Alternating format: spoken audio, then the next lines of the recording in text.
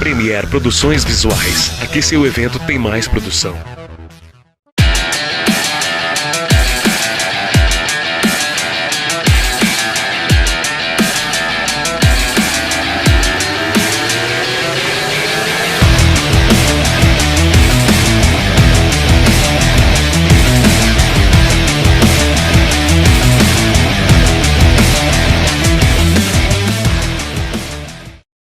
Olá, estamos com mais um programa da Conexão Vital, hoje apresentando para todos o famoso professor Dr. Clayton Macedo, que também é coordenador do Serviço de Endocrinologia do Exercício da Universidade Federal de São Paulo, a Unifesp, preceptor da residência médica e professor da pós-graduação em Medicina do Esporte da Unifesp. Possui doutorado em endocrinologia clínica e especialização em medicina do esporte e exercício, ambos pela Unifesp. É coordenador do Departamento de Diabetes e Exercício da Sociedade Brasileira de Diabetes e da Comissão Temporária de Estudos em Endocrinologia do Exercício da Sociedade Brasileira de Endocrinologia e Metabologia. Meus parabéns, doutor, um belo currículo, hein? Obrigado, Henriette. Muito obrigado. Que circula o mundo aí buscando informações, se atualizando, procurando trazer sempre o melhor para nossa gente, né? Para o nosso povo. Muito obrigado pela gentileza do convite. Na realidade, eu sou endocrinologista de formação, né?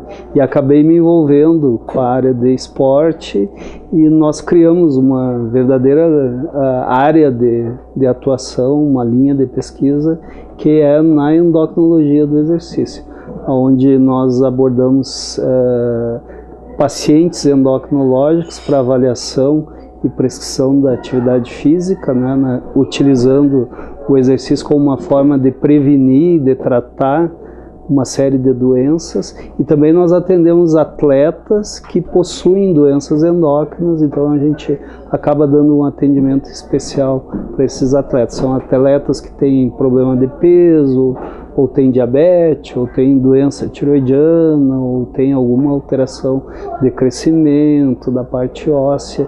Então, na realidade, eu juntei essas duas especialidades, que são a medicina do esporte e a endocrinologia, e a gente montou. Em São Paulo, a gente tem um ambulatório que é único no Brasil, que é pioneiro, né, e que atende exatamente esse perfil de cliente. É uma área bem interessante. O tema da nossa conversa hoje, ele tem muito a ver com essa área. Até porque eu sei que tu és um grande defensor do esporte, né? Todo mundo que chega no teu consultório, uma das primeiras cobranças é exercício físico, né? Para todas as áreas. E eu sei que tu está organizando uma campanha nacional de prevenção contra os anabolizantes, né? Que na verdade, pelo material que tu me passaste e pelas oportunidades que eu tive de me inteirar sobre o assunto, são umas verdadeiras bombas, né, para o organismo, né? Que embora que ao meu ver, eu cheguei à conclusão que muitas pessoas não sabem aquilo que estão tomando. Para elas o que interessa é ter um corpo sarado. Aliás, na nossa era, na nossa atualidade, o que importa para as pessoas é ter um corpo bonito, né? Aparência. É a era da beleza. Mas ninguém mais se preocupa com aquela parte interior. E o que mais me deixou impressionada é que tem muitos médicos que compactuam com essa ideia. Claro que tem os interesses financeiros, eles ganham muito dinheiro, né? Então eles não estão nem aí preocupados com as consequências e com os efeitos colaterais que isso vai provocar no paciente, né? A gente sabe de muitas pessoas famosas, fulano, ciclano, tem aquele corpo, né? Aquelas pernas, aquele abdômen, aquele peito e tal, mas na verdade isso não é natural, é artificial. Eu gostaria que tu nos colocasse um pouco sobre isso. Exatamente isso, Eti. Eu acho que tu colocaste muito bem, né, na introdução do programa. É uma questão que nos chamou muita atenção nesse ambulatório, exatamente o uso dessas substâncias para fins estéticos, né, para fins de fitness. Então, o uso de doping, né, de substâncias para melhorar a performance e aumentar massa muscular, ele é um uso antigo. Né? Então, no esporte de elite, existe hoje uma série de organizações a nível mundial. Existe uma agência que chama WADA, que é a Agência Mundial Antidoping, né? Ela vem de uma sigla em inglês que está ligado às organizações, ao Comitê Olímpico Internacional. E essa agência, ela fiscaliza, ela normatiza o uso desses anabolizantes, desses esteroides, no esporte competitivo. O problema, e exatamente o foco que a gente está querendo levantar, é o uso do esteroide, dessas substâncias, fora do esporte de elite. No dia a dia, na academia da esquina, na academia onde eu pratico atividade física, esse uso está cada vez mais difundido. Então, para o esporte, eu acho que isso é um problema sério, o doping, né, a nível competitivo, mas existe uma série de mecanismos para educação, para fiscalização, para detecção e para punição dos atletas que fazem uso dessa medicação. Então, o foco do nosso programa, que se chama #BombaToFora, porque popularmente as pessoas conhecem, principalmente em academia, em escola, esses anabolizantes como bomba, né? Inclusive a gente usa o termo, o fulano é bombado, o fulano está bombado, a ciclana se bombou. Então, na realidade, a gente quer atingir exatamente essa população, uma população jovem. A gente tem dados de que normalmente o uso dessas substâncias, praticamente 30% inicia antes dos 20 anos. Né? A prevalência de uso é muito alta, a gente tem poucos dados brasileiros, alguns dados isolados no Brasil, mas a nível mundial, a prevalência da população geral de uso de esteroide, anabolizante e similares, ela chega em média a 3,3% da população. Se a gente vai calcular isso, é muito alto. Se a gente pegar indivíduos do sexo masculino, isso chega até 6,6% da população geral. Se a gente pega, por exemplo, praticantes de academia, de musculação, esse índice ele pode chegar a 12%, a 15%, dependendo do estudo. Então, é uma incidência muito alta. Só para fins de esclarecimento, na realidade, existem vários tipos de bomba, né, de agentes, que a gente chama de agentes que melhoram performance e aparência. São agentes ergogênicos de diferentes espécies. O mais comum, o mais frequentemente utilizado é o que a gente chama de esteroide anabolizante. Esteroide é um hormônio, né? O nosso organismo produz uma série de esteroides, né? Existe, por exemplo, o cortisol, o corticoide é um tipo de esteroide, né? Existem esteroides que regulam o nosso metabolismo, que regulam a nossa pressão, e existem os hormônios sexuais, cujo representante principal é a testosterona.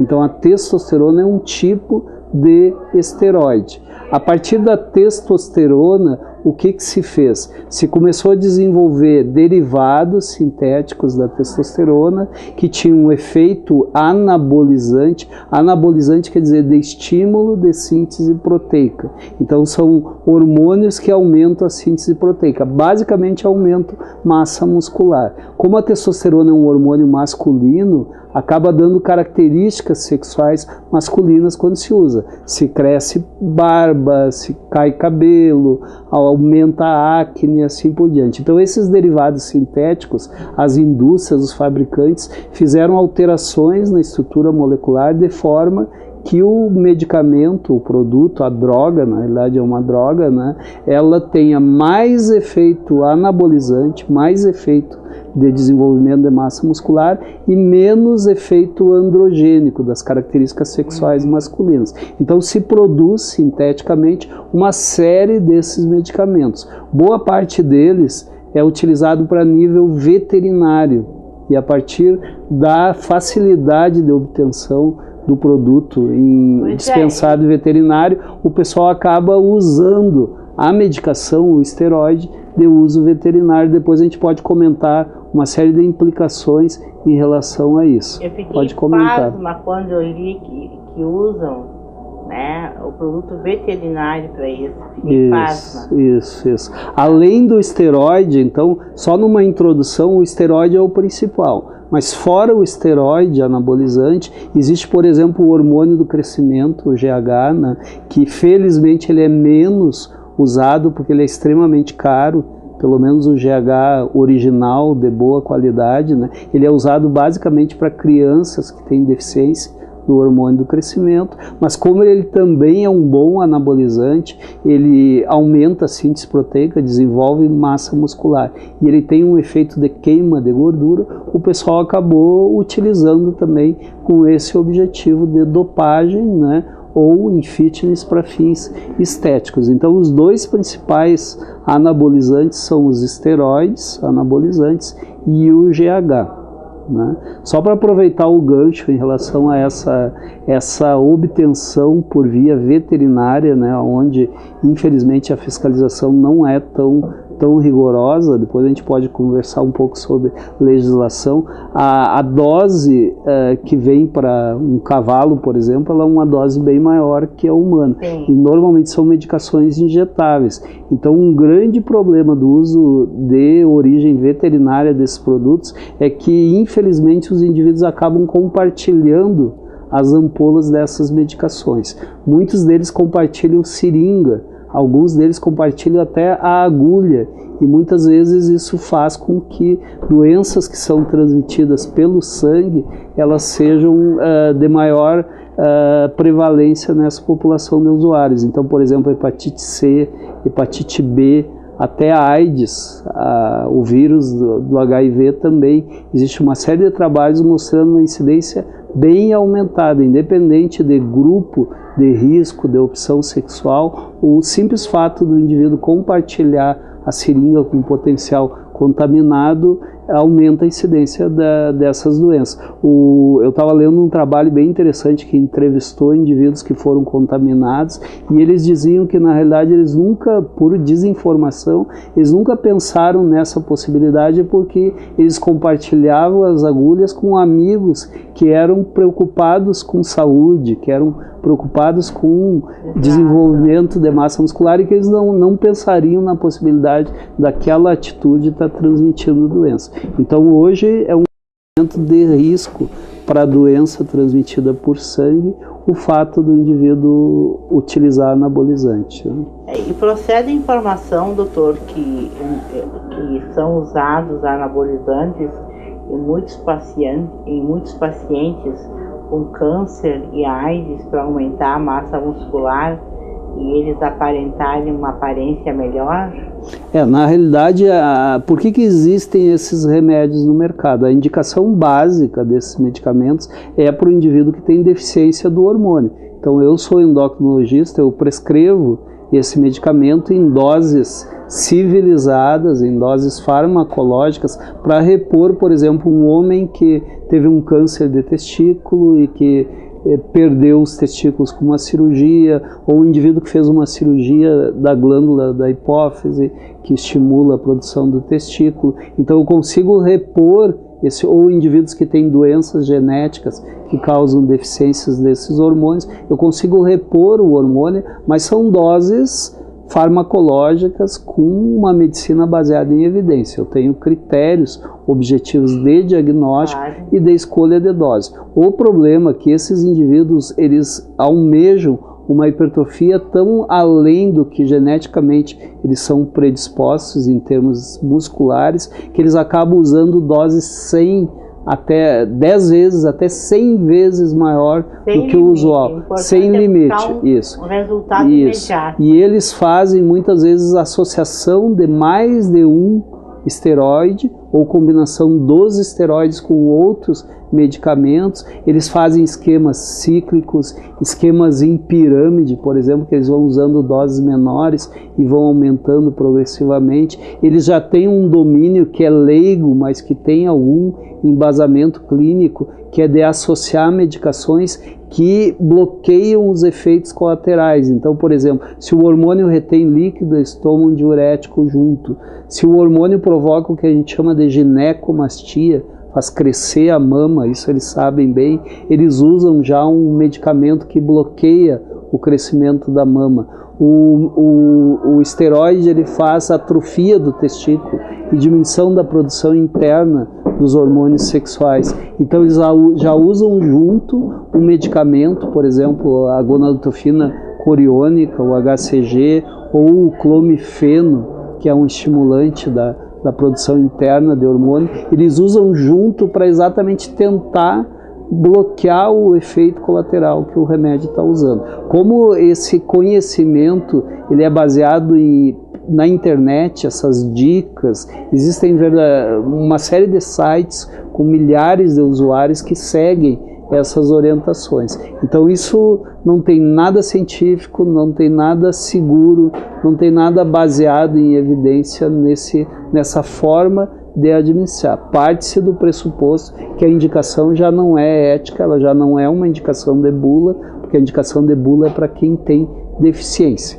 Então, voltando à tua pergunta, existe, além dos casos de indivíduos que têm deficiência do hormônio, que é uma indicação clássica, existem situações onde tu podes utilizar o hormônio, por exemplo, em caso de caquexia de câncer ou de HIV. São indivíduos que têm uma massa muscular muito comprometida pela doença e para se melhorar parcialmente o estado geral, existem alguns protocolos, existem alguns trabalhos em centro de pesquisa, com doses éticas, para se melhorar um pouco a performance muscular do indivíduo que está muito consumido por uma doença. Por exemplo, existe uma doença pulmonar obstrutiva crônica, que é o DPOC, onde o indivíduo tem um grau de alteração da oxigenação tão grande que ele faz uma atrofia na musculatura respiratória. Então, às vezes, ele não consegue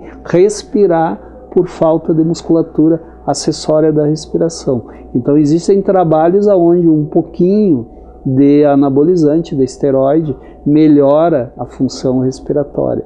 Antigamente se utilizava para osteoporose, hoje cada vez se usa menos. Existem algumas anemias raras que respondem a um tipo específico de anabolizante. Então, na realidade, a medicação ela existe no comércio porque ela tem algumas indicações. São cada vez menores, cada vez mais restritas as indicações, mas elas existem. Um indivíduo que perdeu a função testicular por N causas, ele vai ser beneficiado em repor testosterona, em questão de potência, em questão de libido, em questão de desenvolvimento de massa muscular, em questão de memória, uma série de coisas. Então, existem casos específicos onde existe a indicação. Mas essa indicação ela não é disseminada.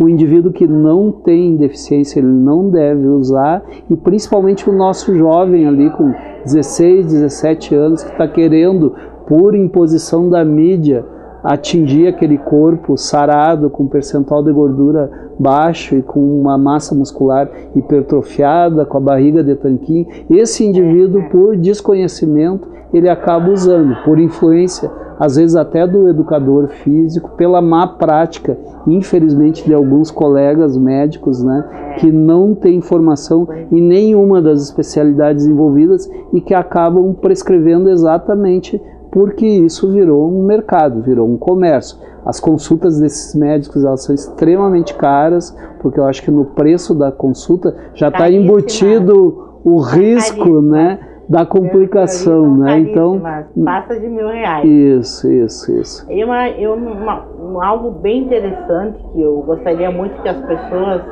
que estão nos assistindo prestassem bastante atenção são os efeitos colaterais que o uso desses anabolizantes pode provocar, que é o câncer de fígado e e outros tipos de câncer, inclusive os problemas cardíacos. Isso. Isso é muito grave. Será que não é por isso, me desculpa, doutor, que há tantos jovens morrendo de infarto? Então, na realidade, se a gente vai conversar sobre efeitos colaterais, a gente pode passar a noite. Por exemplo, esse fim de semana eu dei aula numa pós-graduação só sobre a parte clínica dos esteroides. A aula durou mais de 2 horas, eu consegui vencer a metade do conteúdo, porque os efeitos colaterais são muito importantes. Mas assim, o que é mais conhecido é em relação ao efeito colateral no fígado, né? Principalmente as drogas que têm uma formulação química específica ou que são usadas por via oral, né? Eles passam pelo fígado e eles causam doença hepática, causam hepatite, podem causar gordura no fígado, podem causar um câncer de fígado. Existe relação direta dessas medicações com a doença hepática. Às vezes são casos de hepatite fulminante, por exemplo, hepatite induzida por drogas, vários casos na literatura mostrando isso aí. O fígado é um alvo, o coração ele é um alvo porque o esteroide ele aumenta a pressão arterial, ele aumenta o mau colesterol, ele diminui o bom colesterol, ele aumenta triglicerídeos, ele retém líquido, ele funciona como um fator que propicia a trombose, então as pessoas têm mais tromboembolismo, obstrução vascular, e tem incidência aumentada de arritmia, de infarto do miocárdio, tem incidência aumentada de doença cardíaca como um todo. Esses indivíduos, além do uso de esteroide, eles já praticam um tipo de atividade física que faz uma hipertrofia do coração. Então o coração ele é um músculo também e ele acaba crescendo. Então é muito bem descrito, tem uma série de atletas, né, e tem os não atletas que infelizmente, como tu falaste, a gente acaba às vezes não fazendo associação, que tem morte súbita pelo uso de esteroide anabolizante. Então esses os efeitos cardíacos. Os efeitos endócrinos, por exemplo, na mulher, eles são muito grandes. A mulher, que hoje é uma usuária em potencial, porque também o padrão de beleza para um grupo específico de mulher, ela fica o que a gente chama de popozuda, né? Com hipertrofia de coxa, de glúteos, né, com um abdômen tanquinho, cheio de gominhos. Então a própria mulher já quer ter esse padrão, né, uma coxa bem desenvolvida, musculosa, né, e ela acaba usando o esteroide. O esteroide na mulher, ele provoca engrossamento da voz, queda de cabelo, acne, né, ele provoca infertilidade, alteração menstrual. A mulher sofre uma série de consequências, infertilidade, né? É um problema bem sério. No homem, da mesma forma, como eu uso o hormônio por fora, o meu hormônio interno ele fica bloqueado, então altera a produção de espermatozoide e também da infertilidade. No homem tem aumento da incidência de câncer de próstata e de hiperplasia, que é o crescimento benigno da próstata também. Deve ter então são de ereção também, sim, né? Disfunção erétil, impotência. Então a gama de efeitos colaterais renais, hoje essas doenças infecciosas que a gente comentou, né, além dos abscessos, dos processos tromboembólicos por aplicação da medicação, da necrose de tecido, as lesões de tendão. Então o indivíduo ele aumenta a massa muscular, mas ele não aumenta o sistema de sustentação. Então cartilagem e tendão não cresce um músculo, então ele faz mais artrose. Se é um atleta, por exemplo, a vida útil como atleta, ela diminui muito, então ele vai parar de competir muito mais cedo do que o colega dele que não usou esteroide. Como é muito usado em adolescente, atleta, acaba o hormônio, ele funde a cartilagem de crescimento. Então, esses indivíduos, quando eles começam a usar, eles até têm uma velocidade de crescimento aumentada, mas eles param de crescer mais rápido. Então, eles acabam tendo uma baixa estatura na vida adulta, né, se eles usam na adolescência. Isso foi bem comum, bem conhecido. A gente teve o conhecimento a partir da queda da cortina de ferro, onde os ginastas russos, as ginastas romenas, por exemplo, elas usavam muito esteroide para melhorar a performance, para conquistar o ouro olímpico. E elas acabaram ficando baixinhas, apesar do esporte também já selecionar um indivíduo mais baixinho. Em função do tempo tem que acelerar algumas perguntinhas. Doutor, quem são esses médicos que prescrevem essas drogas?